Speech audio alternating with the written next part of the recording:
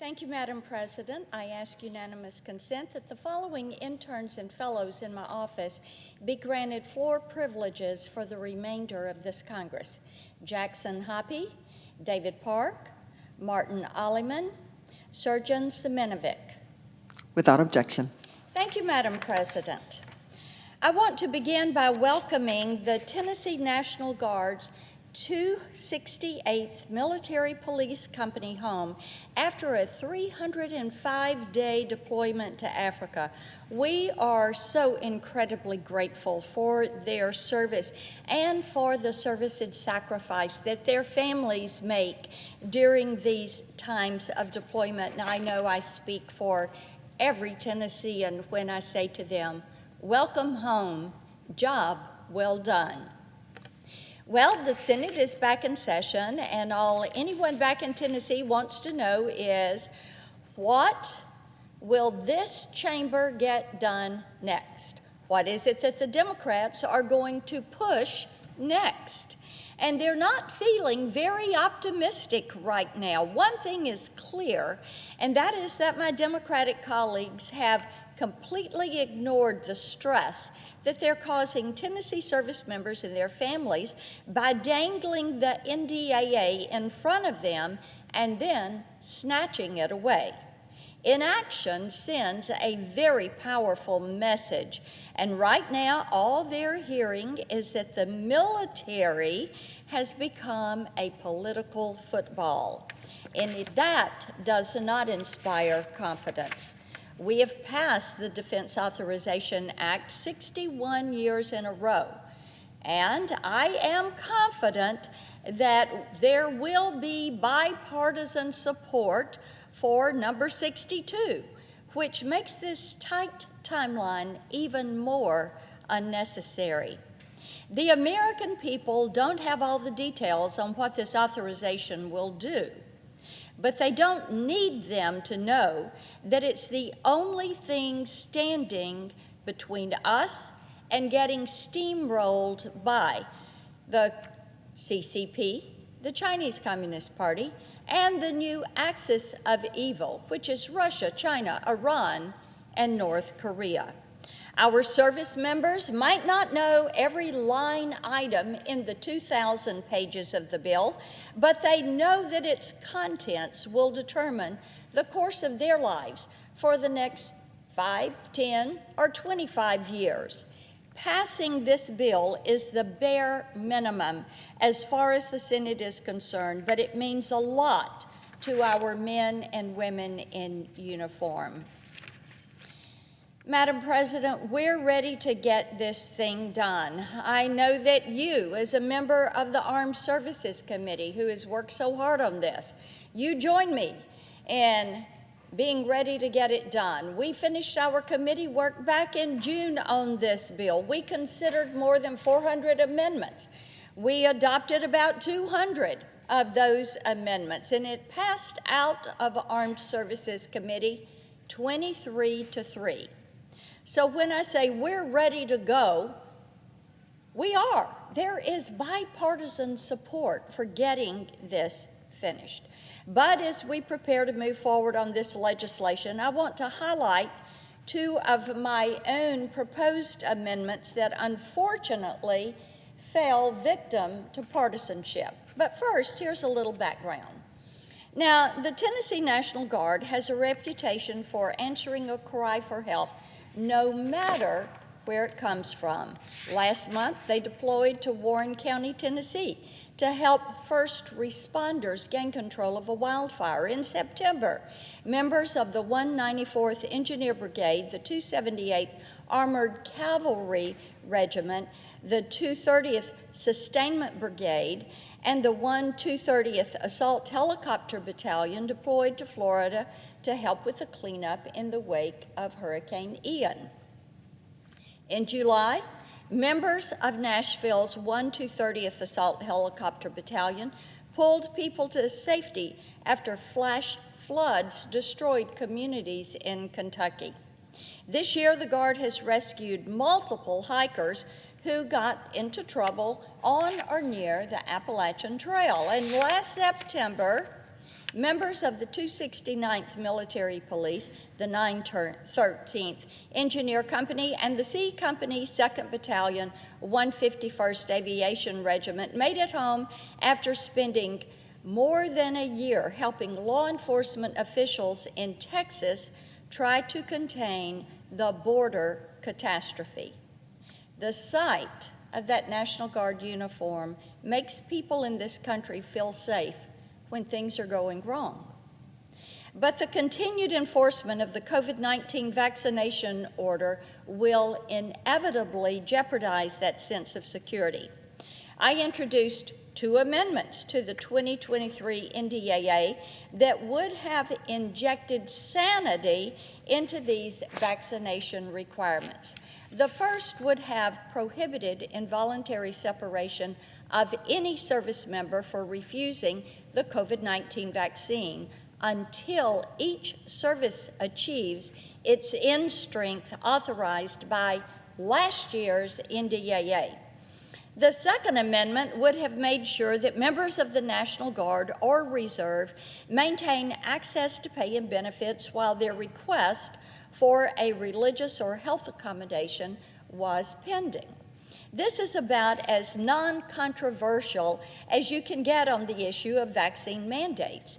These amendments would create a simple rule to stop this Biden Department of Defense from railroading their own troops. There is nothing political about preserving readiness and a basic sense of fairness which has been completely absent in this process. I'm going to use the Army as a case study to show you how destructive this mandate has been for the military. Now, the Army has not achieved the end strength authorized in the 2022 NDAA. What does that mean? It means that we don't have enough men and women doing the jobs, filling the slots that the Army has. The data backs this up. If you head over to Fort Campbell and ask anyone in uniform if this is true, they'll tell you that I'm 100% correct. They do not have enough people. Members of the 160th Special Operations Aviation Regiment have been consistently deployed for more than 2 years, and we thank them for that service. I would encourage my Democratic colleagues to ask them what this Democrat-led administration's lack of attention to readiness and force strength could mean for our national security. What kind of impact does this have? This mandate has already separated 1,796 active duty soldiers from their service. What's worse, the Army has only approved less than 4% of medical exemption requests and just over 1% of religious exemption requests. The Guard is still in a holding pattern on the issue of separations, but their exemption denial statistics are just as troubling.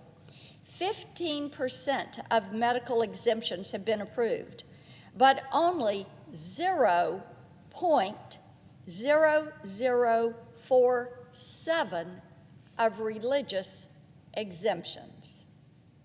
The reserves are not faring much better. The Army has only approved a little more than 5% of the medical exemptions and 0.0044% of their religious exemptions.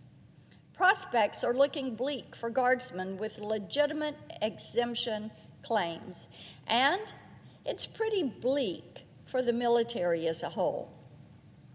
The National Guard is already missing recruitment goals, and they're set to lose 9,000 members in fiscal year 2023 and 5,000 in fiscal year 2024.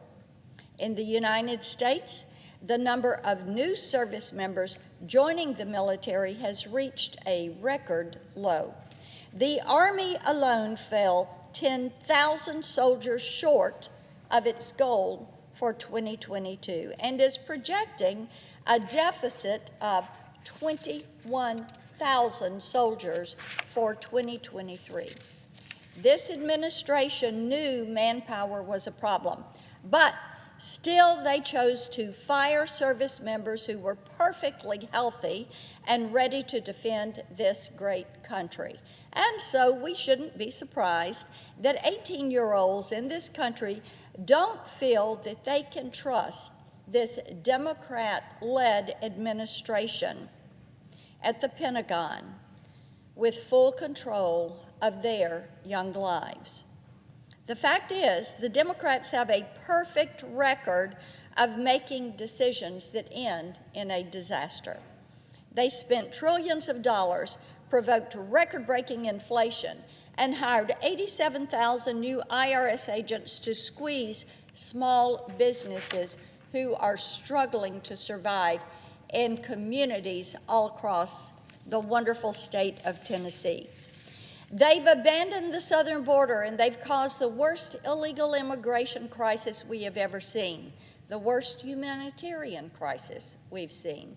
And remember, it would be even worse if the Tennessee National Guard hadn't come to the rescue. They latched on to the Green New Deal and erased American energy independence. They backed shutdowns and mandates that destroyed the American workforce. They shuttered American businesses and sent our supply chains into a shamble. And let's be clear, they didn't make these decisions blindly. They had the same data that each member of this chamber has. They watched the news. They knew what they were doing. They knew it was wrong. They did it anyway. It was intentional. They are focused on an outcome. And now they're applying that same destructive strategy to the members of the U.S. military. Every year we come into this chamber and fight as hard as we can to make our military the most lethal fighting force in the world. We authorize billions of dollars for aircraft, for equipment, for weaponry. The NDAA represents an incredible investment in the future of this country, but it also represents the trust the American people put in this Congress to keep them safe and to keep the enemy at bay.